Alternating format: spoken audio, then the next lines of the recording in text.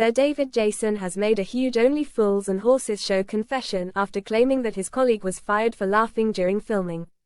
The 84-year-old starred on the popular BBC sitcom for 22 years as Del Boy Trotter.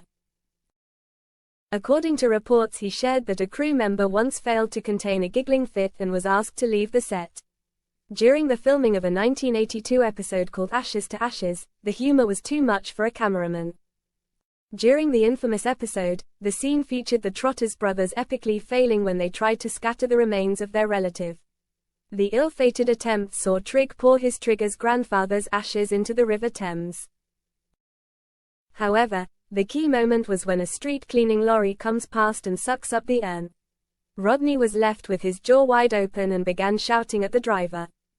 He said, "You've just sucked up our urn." To which the horrified council worker replied, "Oh my God, what was he? A kitten?" The actors were catapulted to fame for their one-liners and wit on screen, but the humor often overspilling onto the set.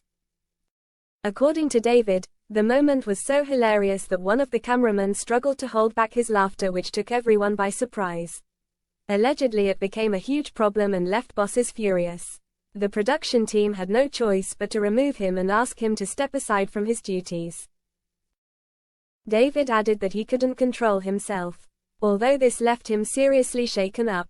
After he was unable to pull his act together, it was said that the cameraman was replaced with another crew member. David found it hilarious and quipped that if they did allow him to make a return, he might still be trying to complete the scene to this day. Only Fools and Horses began over 43 years ago after its debut back in 1981. The acting legend recently admitted that he still feels overwhelmed by how much attention he gets from the program. In an interview with the Daily Star, he shared that is both a blessing and a curse. Del Boy is a character that I can't avoid. He's become so ingrained in the public's mind that where I got, I tend to be recognized, and then what happens is that people can't help but interfere with your private life, he continued. Before adding, "It's part of the job.